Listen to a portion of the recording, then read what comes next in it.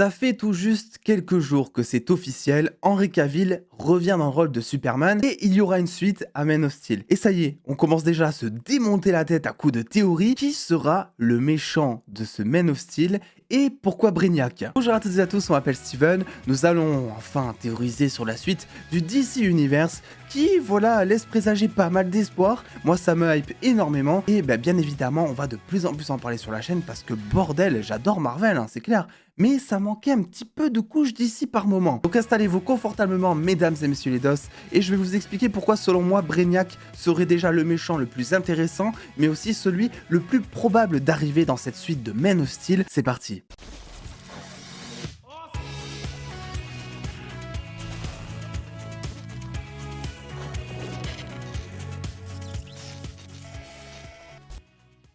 Avant toute chose, si vous arrivez sur cette vidéo sans savoir ce qui se passe en ce moment chez DC, je vais faire un point qui me paraît ultra important parce que personne n'y comprend rien, surtout si vous suivez pas l'actu de très près. Donc il y a eu des officialisations, blablabla, mais ce qu'il faut savoir c'est que déjà, le DC Extended Universe, donc anciennement appelé comme ça par l'ancienne direction de Warner, donc celle qui avait pris sous le coude Justice League, Shazam, Aquaman, Wonder Woman 1, etc. Bien tout ça a changé. Et donc du coup, ils ont décidé d'inventer un nouveau nom d'univers, le DC Universe directement, donc le DCU de la même manière que le MCU, qui sera régi par un studio dédié appelé DC Studios. Oui, de la même manière que Marvel Studios, mais c'est pour le meilleur puisque David Zaslav, le PDG donc de Warner Bros Discovery, à la tête de tout ça, a annoncé un plan de 10 ans. Ça veut dire qu'à partir du moment où vous voyez cette vidéo, il y en a pour au minimum encore 10 ans d'univers connecté côté DC sur grand et potentiellement aussi sur petit écran, et ça fait extrêmement plaisir. Alors attention à ne pas confondre le DC Universe et les projets un petit peu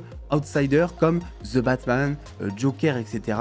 Qui eux aussi ont l'air de créer leur propre univers connecté avec une suite de Joker en préparation et avec des séries autour de The Batman et aussi une suite en film. La dernière news en date, c'est évidemment James Gunn et Peter Safran qui ont été signés pour être les deux Kevin Feige de ce DC Universe, les chefs d'orchestre en quelque sorte de ce nouvel univers connecté. Un bon choix selon moi puisque James Gunn sait pertinemment comment gérer un univers connecté, il a bossé pas mal chez Marvel Studios pendant des années et en plus selon les rumeurs il était prédestiné à succéder à Kevin Feige si celui-ci venait à partir donc de chez Marvel Studios. Peter Safran c'est un producteur qui gère le business comme personne, qui a produit énormément de comic book movies mais aussi des films d'horreur et il sait comment adapter sa proposition marketing au grand public et ça se fait plaisir. Ceci étant dit, maintenant que vous avez un petit point qui me paraissait nécessaire, il y a des rumeurs visant à dire que le méchant de Man of Steel 2, on va appeler comme ça pour les besoins de cette vidéo et pour la compréhension immédiate de tout le monde parce que sinon c'est le gros bordel, mais qui, voilà, le film s'appellerait Superman quelque chose, en gros, voilà, ceux qui suivent un petit peu. Bref, une rumeur qui nous vient de Geekosity, mais aussi Silabdo, l'actu d'ici comme d'habitude, qui sont des sources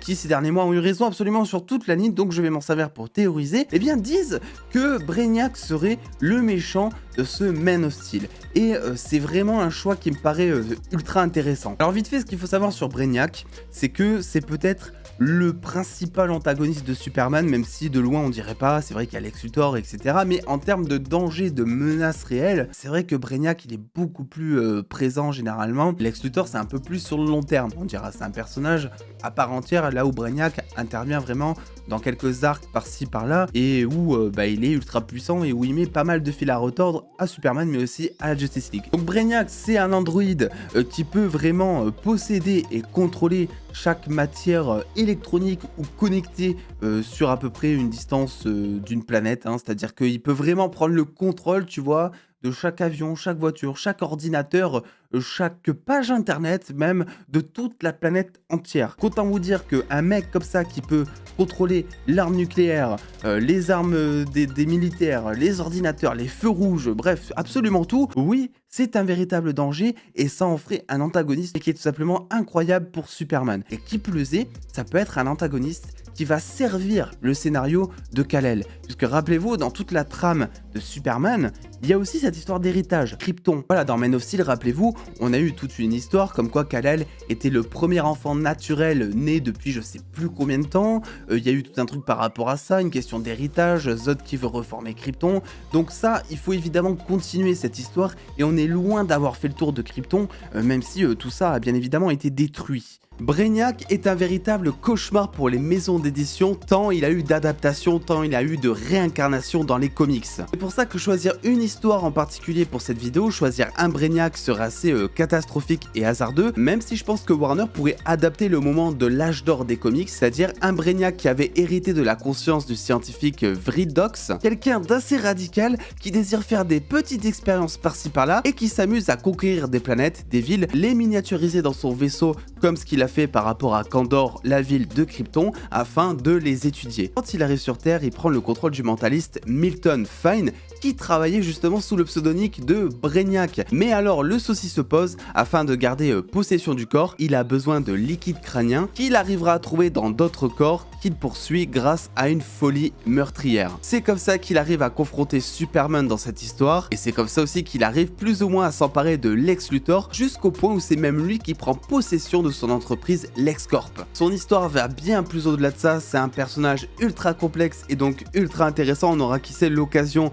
de théoriser beaucoup plus dans d'autres vidéos sur la chaîne, mais pour l'heure ce qu'il faut comprendre c'est que Brainiac c'est un être qui est ultra puissant, est lié à Krypton, à ses origines et aussi à Superman, mais aussi Lex Luthor. Donc il y a eu énormément d'adaptations de Brainiac, il y a eu énormément de formes de Brainiac, mais la chose intéressante et ce qui me fait dire que Brainiac serait le méchant de cette suite de Man of Steel, c'est qu'en fait on l'a jamais vu dans un film.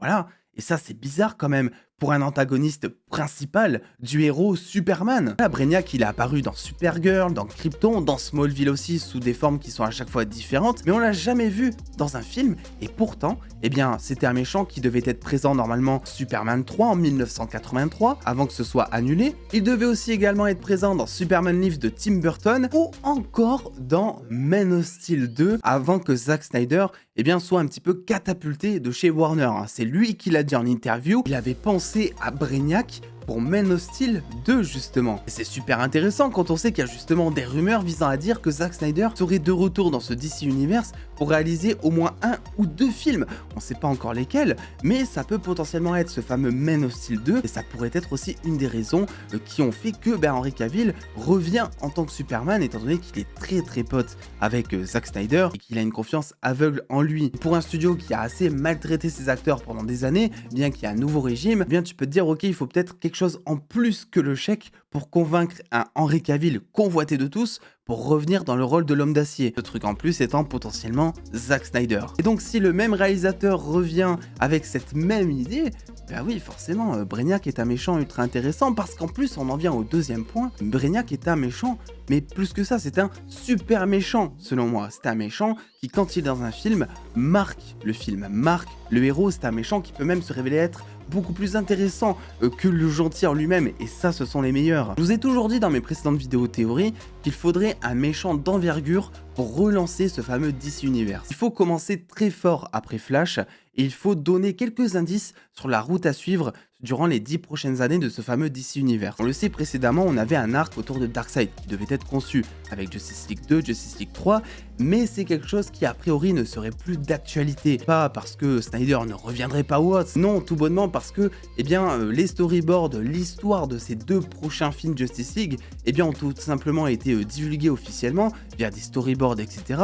Et que donc, vu qu'absolument tout le monde qui s'intéresse un petit peu de près à l'univers de DC au cinéma connaît l'histoire et connaît ce qui se passerait dans ces deux prochains films, eh bien Warner, Snyder, le DC Universe a tout intérêt à réécrire des scripts et à donner de nouvelles histoires aux fans, mais des histoires qui se montreraient tout aussi puissantes que Darkseid. Alors attention, je ne dis pas que Darkseid n'arrivera jamais dans le DC Universe, et je pense que voilà, le plan serait peut-être de repousser son arrivée en tant que grand méchant de phase justement à la Thanos, et que pour l'instant, un Brainiac c'est quand même un méchant qui a quand même de la gueule. C'est un méchant, comme je vous l'ai dit, qui peut nous révéler plein d'histoires intéressantes concernant le passé de Kal-El ou encore son héritage, de nouveaux personnages aussi, et l'arrivée de Supergirl, puisque Brainiac est un méchant qui est ultra puissant, et toujours selon donc les rumeurs de Geekosity ici, eh bien Supergirl serait de la partie parce que Kal-El ne serait pas assez fort tout seul pour pouvoir combattre Brainiac. En faisant ça, Warner fait aussi d'une pierre deux coups,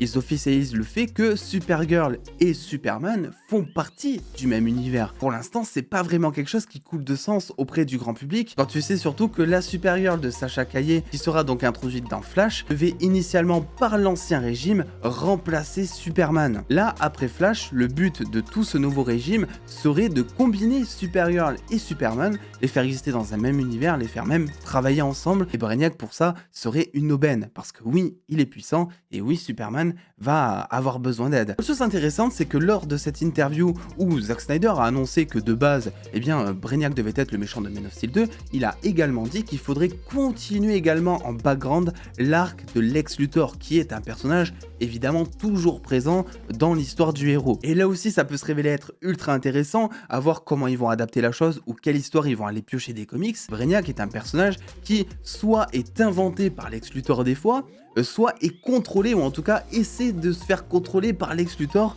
pour le diriger justement en tant qu'arme suprême contre Superman. Parce que bon, on le sait, Lex Luthor a une dent contre Superman. Si vous me demandez la raison, je l'ai oublié depuis maintenant 20 ans parce qu'il trouve toujours une raison pour en vouloir à Superman. Mais voilà, c'est pas son ennemi juré pour rien, il est prêt à tout, de là même à contrôler une intelligence artificielle extraterrestre. C'est pour vous dire. Bon, il a créé Doomsday dans Batman v Superman, donc autant vous dire qu'il en est plus à ça près quoi. Donc pour conclure, pourquoi est-ce que Brainiac serait le méchant à mettre dans Man of Steel 2? Déjà parce que c'est un méchant qui devait être présent dans pas mal de films en live action Superman, bien que le projet ait été à chaque fois abandonné. C'est un méchant, tu le mets juste et tu peux raconter l'arc autour de Krypton, tu peux raconter l'héritage autour de Kal-El, tu peux même lier ça à Lex Luthor étant donné que dans les comics il est plus ou moins lié souvent. Et en plus de ça, c'est un méchant qui est assez puissant auprès de Superman déjà dans un premier temps pour faire un appel à l'aide à Supergirl, ce qui permettrait aux gens de comprendre que Supergirl et Superman sont dans le même univers. Et aussi sur le point de vue cinématographique, bien oui, Brainiac,